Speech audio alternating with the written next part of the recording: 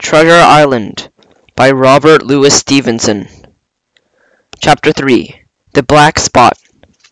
About noon, I stopped at the captain's door with some cooling drinks and medicine.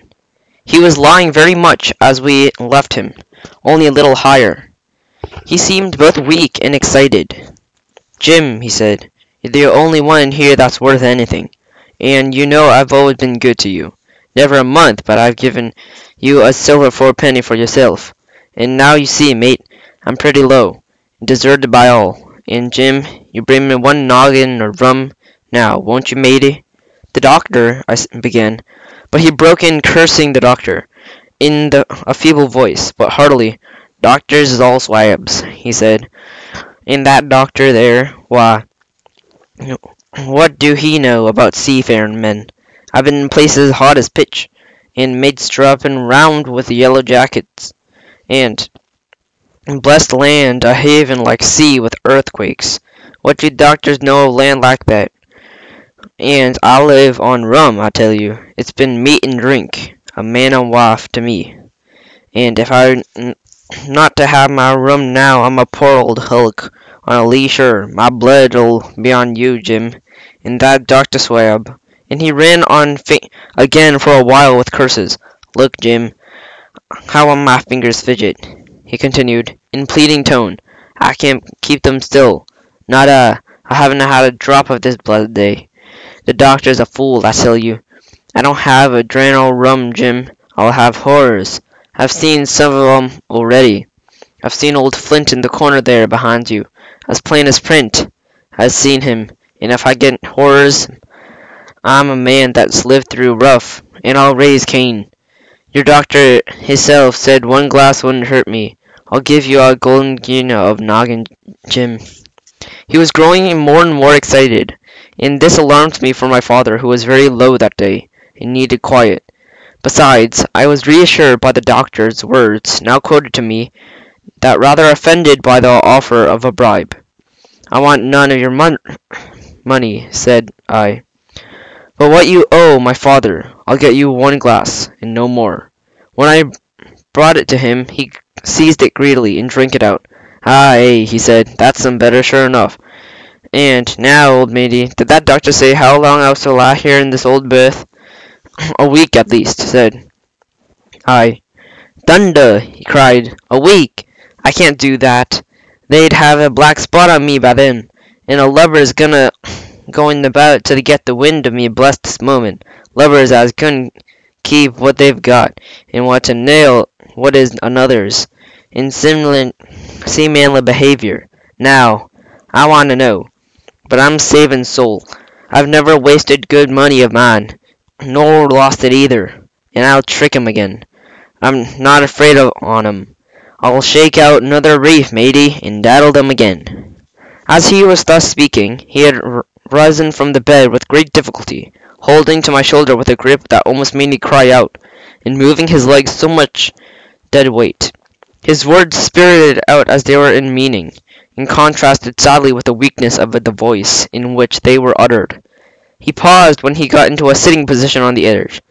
"That doctor's done me," he said. "My ears are seen, lay me back."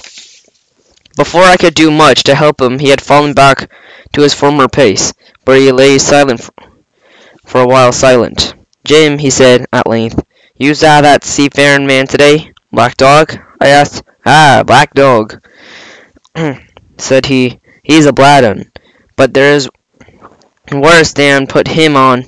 Now, if I can't get away nohow, they'll tip me back to the black spot, mind you. It's my old sea chest they're after. You get on a horse you can't you? Well then, you get on a horse, and go to, well yes, I will, to that eternal Dr. Swab, and tell him to pipe all hands, magistrates, sich, and he'll lay 'em aboard the Admiral Benbow, and all those Flint's crew, man, boy, all on them that's left. I was the first mate. I was old Flint's first mate, and I was the only one as knows the place. He gave to me to Savannah, and me he lay a-dying, like as if I was now to see that you won't pitch unless they get a black spot on me, or unless you see that black dog again, or a seafaring man with one leg Jim, him above all. But what is the black spot, Captain? I asked. That's a summon, mate. I tell you, if they get that. But you keep your weather eye open, Jim, and I'll share with you equals upon my honor. He wandered a little longer, his voice growing weaker, but soon, after I'd given him his medicine, which he took like a child, with a remark, "If ever I see man wanted drugs, it's me," he fell at last into a heavy swoon like sleep, in which I left him. What I probably should have done had all gone well, I do not know. Probably I should have told the whole story to the doctor, for I was in less mortal fear lest the captain should repent of all his confessions and make an end of me. But as things fell out, my poor father died quite suddenly that evening, which put all other matters on one side. One natural distress, visits of all the neighbors they arranged of the funeral, and all the work of the inn to be carried on in the meanwhile, kept me so busy that I scarcely had time to think of the captain, far less to be afraid of him. He got downstairs the next morning, to be sure, and he had his meal as usual, though he ate little, and had more, I'm afraid, than his usual supply of rum, for he helped himself out to the bar, scowling and blowing through his nose. No one dared to cross him. On the night before the funeral, he was as drunk as ever, and it was only shocking that the house of the morning to hear him singing away at his old ugly sea-song.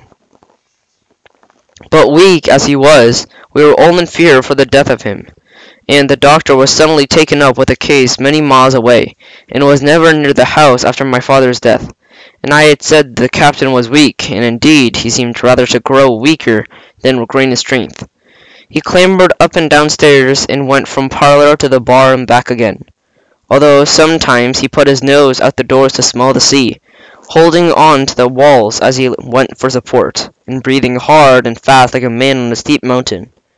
He never particularly addressed me, and it is my belief that he is as good as he has forgotten his confidence, but his temper was a bit more flighty, and allowing for his bodily weakness, more violent than ever. He had an alarming way of, now that he was drunk, or drawing his cutlass, and laying it bare before him on the table. But, with all that in mind, he minded people less, and seemed to shut up in his own thoughts, than rather wandering. Once, for instance, to our extreme wonder, he piped up to a different air, and kind of country love song, that he must have learned in his youth, before he had begun to follow the sea.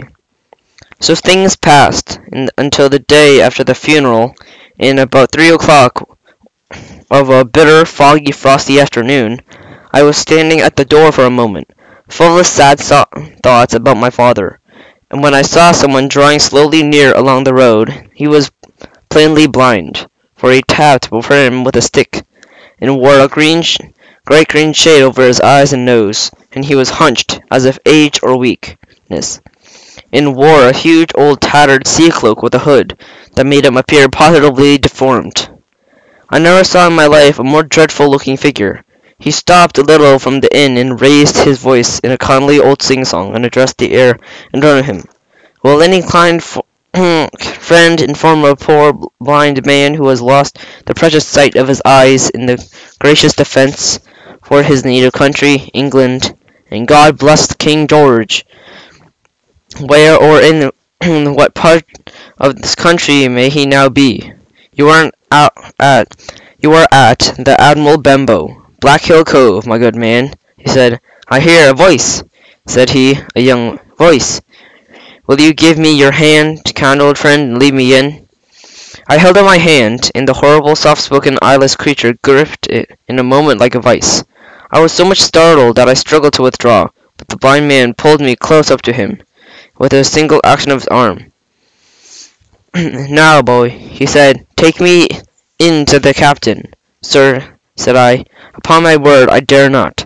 "Oh," he sneered, "that's it. Take me in straight, or I will break your arm." Then he gave it, as he spoke, a wrench that made me cry out. "Sir," I said, "it is for yourself I mean. The captain is not what he used to be. He sits with a drawn cutlass. Another gentleman. Come, now, march," interrupted he. I had never heard a voice so cruel and cold and ugly as that blind man's.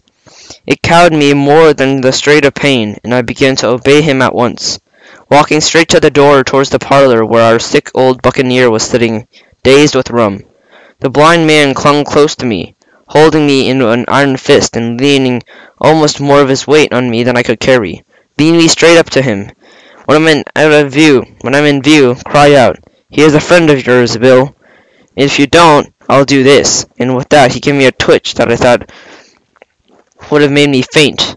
And between this and that, I was so utterly terrified of the blind beggar that I forgot my terror of the captain, and as I opened in the parlor door, cried the words he had ordered in a trembling voice. The poor captain raised his eyes, and at once, with the rum went out of his, he left him staring sober. The expression of his face was not too much of terror as of mortal sickness. He made a movement to rise, but I do not believe he had enough force left in his body. "Now, Bill, sit where you are," said the beggar. "If I can't see, I can hear a finger stirring. Business is business. Hold out your left hand, boy." Take his left hand by wrist and bring it near my right. We both obeyed him to the letter. I saw him pass something. "And now that's done," said the blind man, and at the words he suddenly left hold of me with incredible accuracy and nimbleness, skipped out of the parlor into the road, where I still stood motionless. I could hear his stick go tap, tap, tapping into the distance. It was some time before I or the captain could gather our senses, but at length, there were about the same moment, I reached his wrist, and I was still holding, and drew his hand and looked sharply into the palm. 10 o'clock! He cried. 6 hours? We'll do them yet? He sprang to his feet. Even as he did so, he reeled, put a hand to his throat, stood swaying for a moment, then, with a peculiar sound, fell from his whole height face foremost to the floor. I ran to him at once, calling my mother, but haste was all in vain. The captain had been struck dead by thundering apoplexy. It's a curious thing to understand, for I had never liked the man. Though of late I had begun to pity him, but I soon saw that he was dead. I burst into a flood of tears. It was the second death I had known, but the sorrow of the first was still fresh in my heart.